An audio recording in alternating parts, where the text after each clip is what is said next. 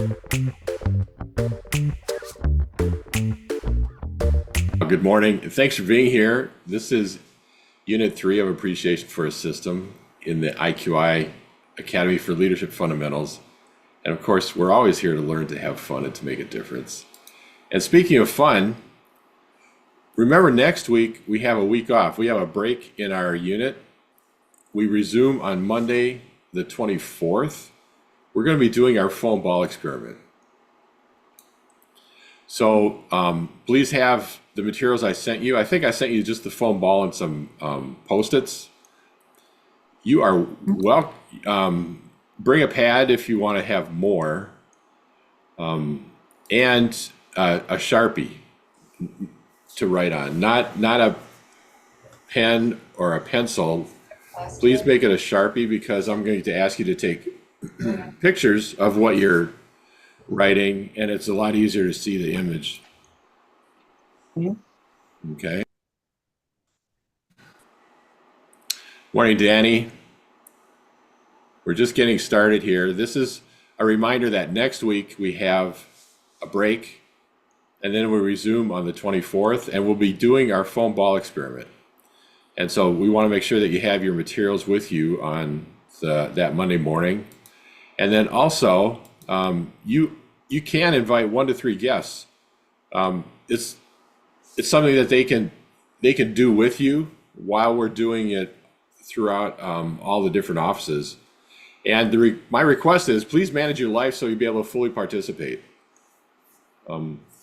Sometimes we feel like we're at the effect of things around us, and yet when we want to learn how to produce improvement in our organizations, it's important for us to learn what ways we could be at cause, to make requests and to make promises. Kind of like the promises we made when we created our ground rules and we committed to certain things during the course. So again, this is fun. You can invite the same person that was part of your activity in the animal crackers if you want. Anybody else who you've had conversations with, especially around your teach to learn conversations with appreciation for a system, they'll get something out of this because it's a continuation of that conversation that we have. And this is a lesson that I also led at the Deming Institute when we met a few years back. And it was one of the more popular things that learning activities. I've had requests for people for me to send them how to do this exercise in their own organization. So please participate as fully as you can and invite others. It's fun to do that. So this morning we begin part 2 of what is a system. Yesterday we worked on this definition from Dr. Deming's New Economics. A system is a network of interdependent components that work together to try to accomplish the aim of the system. And when we did this together, we focused on each word or phrase in the definition. So we defined the word or phrase without providing examples. We described what that word or phrase would look like in the organization when it was managed effectively, what would be observed or measured. And then if we effectively destroyed that word or phrase, what state would be able to be observed or measured? Now, Heidi, you did this. This was good. I'm going to show your form that you supplied. You folks can see this, right? Yes. Okay. So let me see if this will. So as we went through this, we defined what's the definition of the aim of the system, of accomplish, of try, work together, so on. And then what might we see if we're actually managing that particular component well, and what happens if we actually destroy that component? This is a powerful exercise when we do it in a group and have a conversation about each of these elements and then put back our understanding of the definition of a system. One of the things that, Heidi, I don't know if you could do a before after description of your understanding of what this definition means, but maybe describe something about when you were working on this exercise, especially as you began to complete it, how did you feel connected to this definition that you perhaps might not have felt before?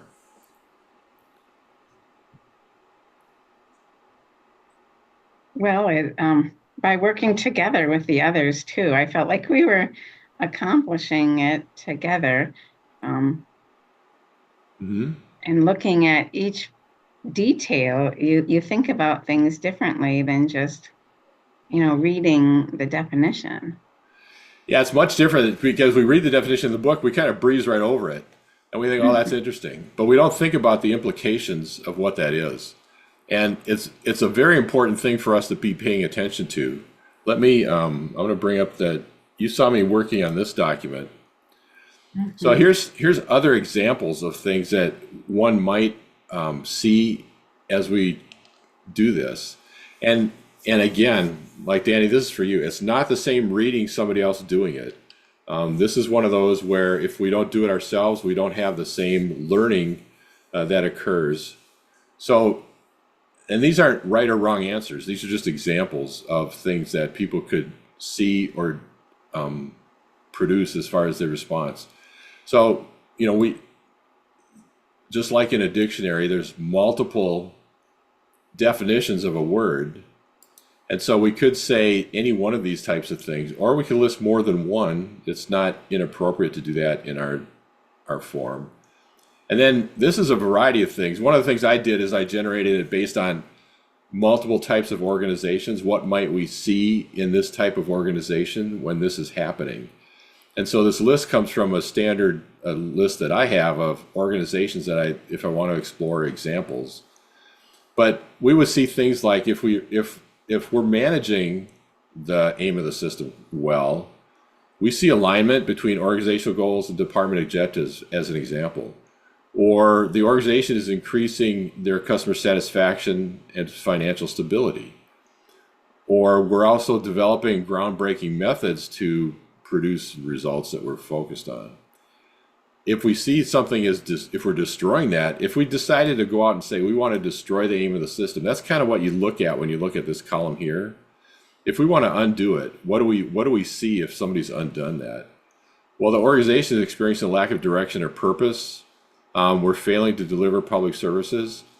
So one of the things that is beneficial when doing this exercise is when you see and write the things that happen when you intentionally go out to destroy this element of the system, of definition of the system, you might see things that are happening in your organization or organizations you work with.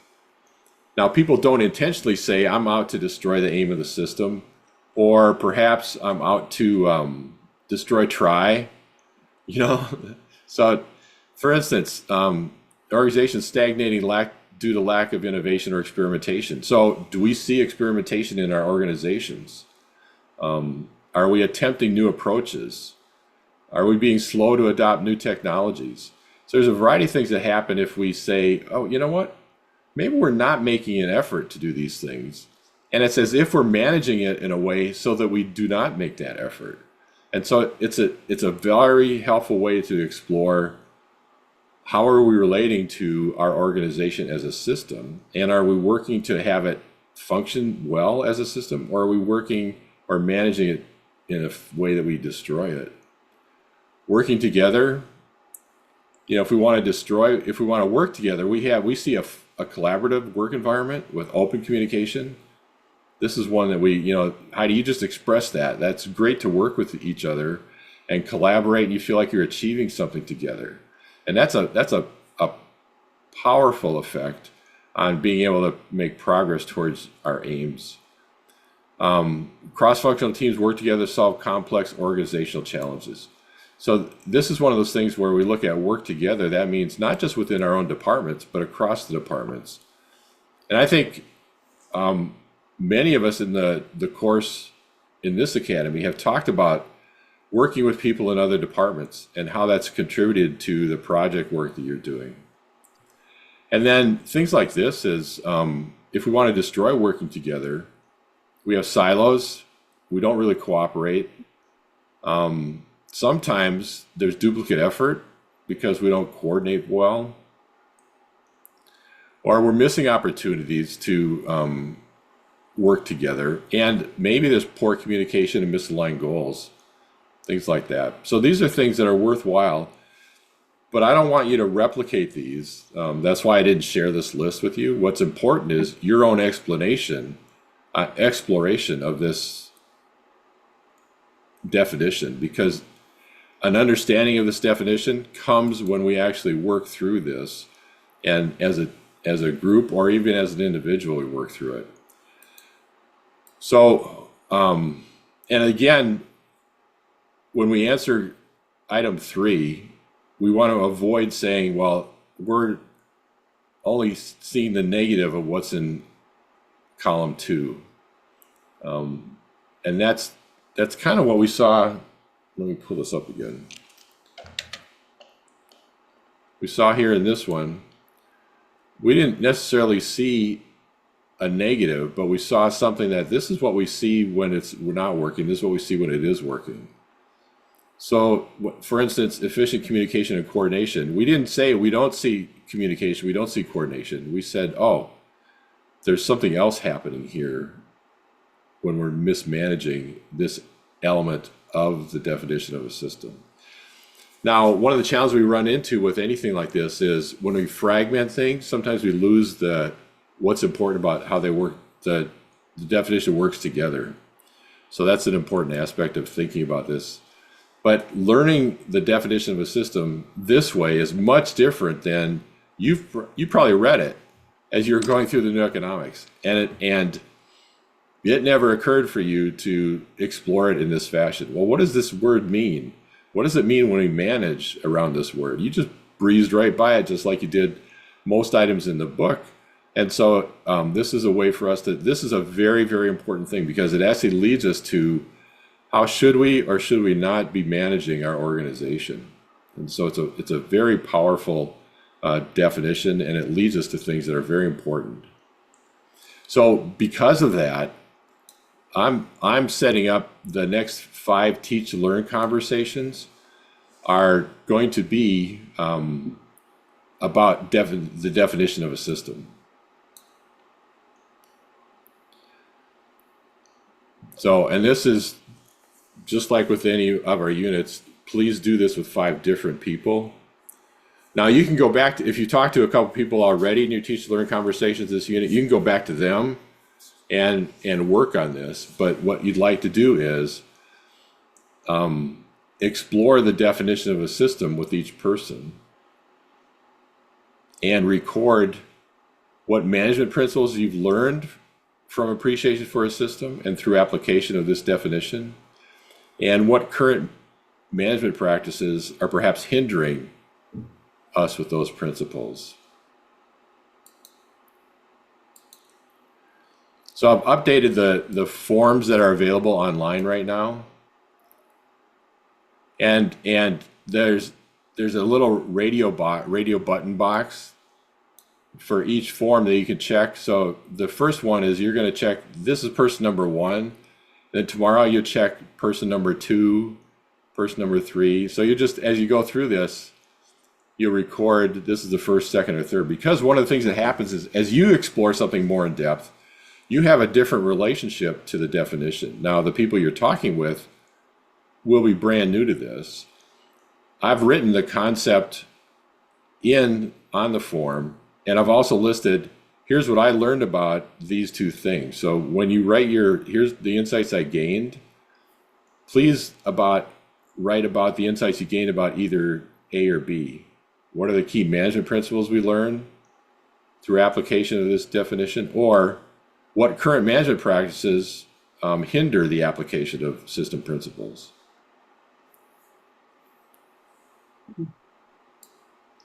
What are any questions or thoughts about this? What's your prediction about what will happen after 5 teach to learn conversations around this definition?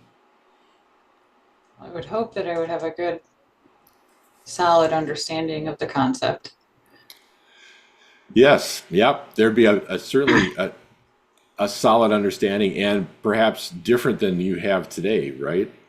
Hmm. What else might show up? Well, the interpretations of the people that you're doing your teach to learn with, certainly. Say more about that. What do you mean? So, um, if you're working in an organization, I find that every time I do a teach to learn, the interpretation of the concept of the person that I'm teaching usually varies slightly from my interpretation. And then Mm-hmm. I we talk about that and try to blend it to make it, I don't want to say the same, but make it fit for everything, for both of us and uh, for the facility. So you come to a much more common understanding of whatever it is you're talking about. Yes. Yeah. Not unlike what's a defect-free animal cracker, Yes. right? There's a what's our understanding of that? So whatever this concept, so this would be an interesting one because this is a very potent and broad-reaching sort of concept to talk about when we say a network, a system is. I imagine there'll be lots of opportunities to explore this from different perspectives as you talk with people, especially as you have a conversation with your first person, you come to a joint understanding. Now your understanding, you take that understanding and talk to a new person. And so there's an opportunity there for some richness to develop. What else, Heidi, what else do you see as an opportunity here as you explore this with 5 different people? I think the definition will, grow. I have such simple definitions, but I think that things will be expanded the more people I talk to. Yes. So your understanding of the whole definition and maybe elements of the definition as well. Yeah. Hmm. You know, a, a, a year or so back, I added the word try as a separate word for us to work on. And it struck me that that's probably one of the most powerful words in the entire definition when it comes to what we're attempting to do with our PDSA cycles and our teach to learns is that we're actually, if we're not trying, it's pretty much we're not doing any of it. It's kind of like just reading the definition and moving on. It's like, okay, that's interesting. You know, wave at the concept as you go by, and then just keep doing what you're doing. So when we try something, it's much different than not trying. So I myself have spent some time as I explore this definition, learning other things that show up in depth around this. All right, so again, we're going to complete 5 teach to learn conversations about the definition of a system with 5 different people. And in each teach to learn, I'd like you to record what you learn or uncover about the definition.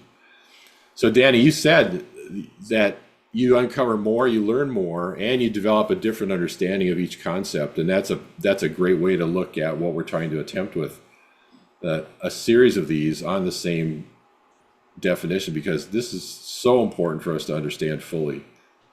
And then, of course, I'd like you to describe either A or B, or you could do both on each form. What management principles can we learn from the appreciation for a system? So what do we mean by management principles?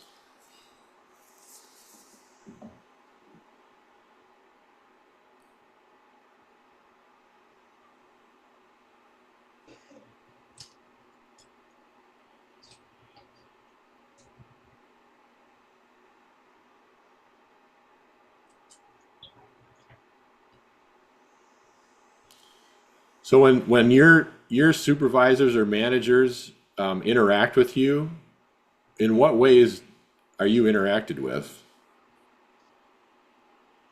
What structures exist that you know you're working within a management structure of some sort?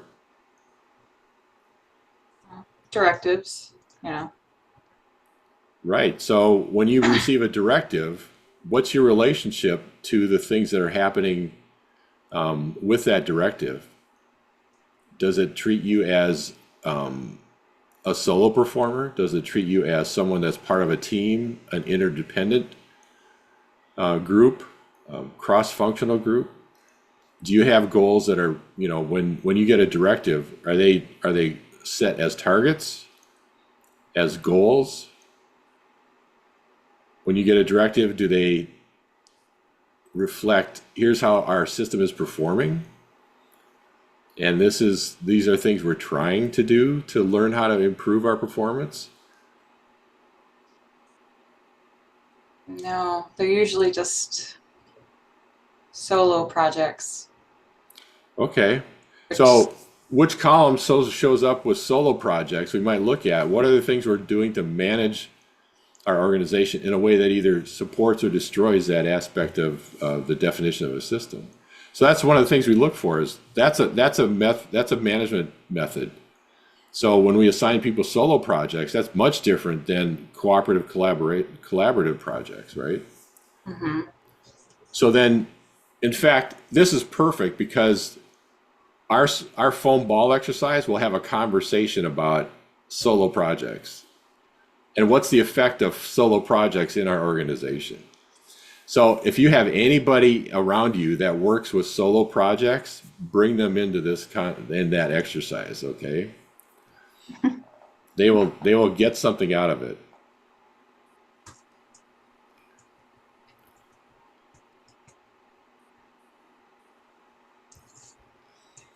So there's other management principles we can learn. I want you to explore that with people and look for what's happening in how we manage our organization that we can look at through the lens of this definition, okay? And see also for yourself, what do you notice about your understanding as you have these conversations? How does it grow or develop? Yeah, that's our form. So today we have a few minutes left. What I'd like you to do is begin this with this form. Did you pull it down? I don't know if you had an opportunity to log in and grab this. No, I haven't. Maybe I can email it to you real quick.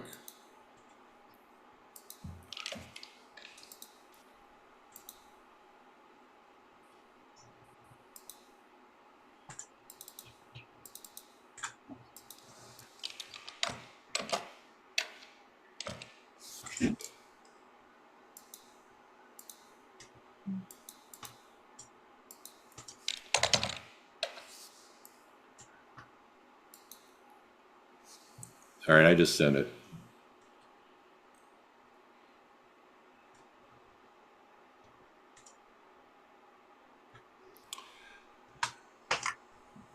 I'd like you to spend some time on this, and if you need to, maybe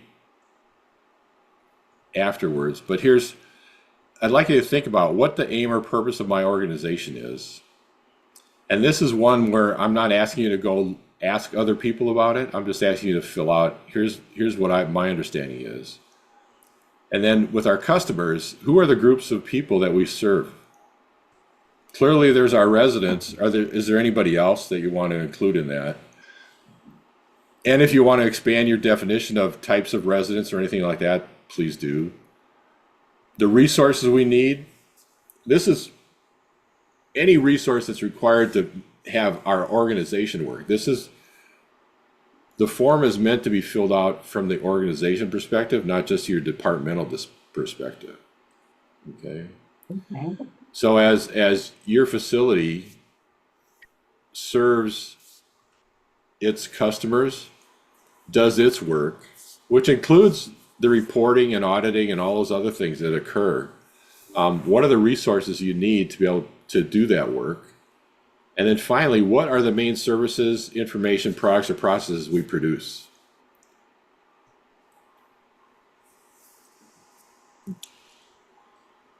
So I'm gonna give you 10 minutes here at least to work on this, just in class. I'm gonna pause my sound and camera, and I'll let you work on it for the next 10 minutes, okay? First of all, before we go into that, any questions about filling out this form? Did you receive it? Yes, I did receive it in the email. Okay, good.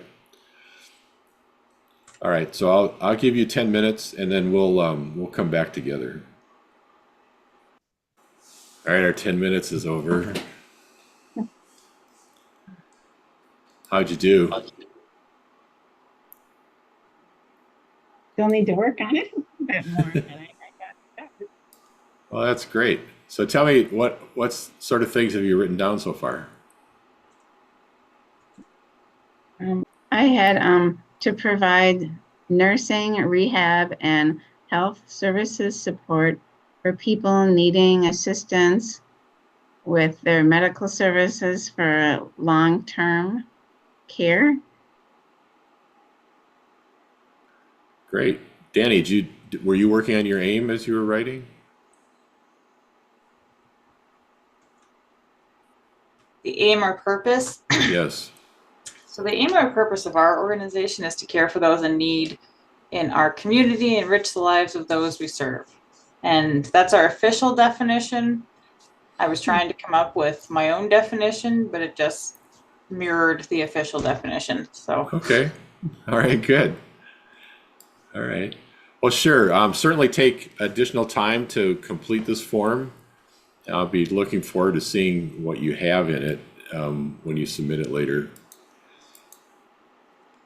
So today we have the form that we're working on right now. That we worked on yesterday. So that one was a part 2. If you want to update the Explore a System in Depth, please do. You may find that as you hold your Teach to Learn conversations, you update that form. So it'd be, let me know, send me a note saying, hey, I've added more to my Explore definition matrix or form.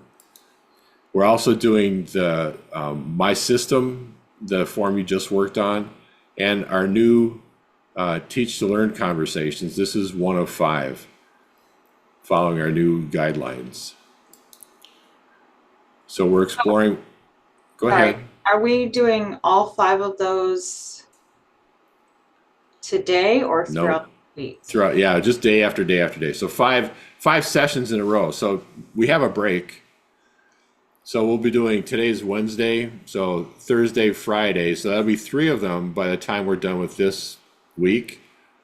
When we come back together and do the foam ball exercise on Monday the 24th, that'll still be a great opportunity to have a conversation around definition of a system.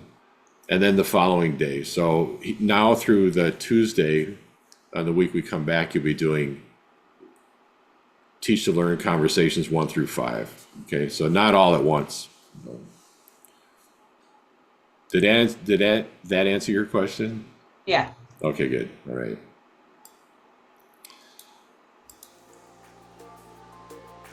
Our theory of knowledge quotes for today, one comes from Daniel Kahneman. The confidence people have in their beliefs is not a measure of the quality of evidence, but of the coherence of the story that the mind has managed to construct.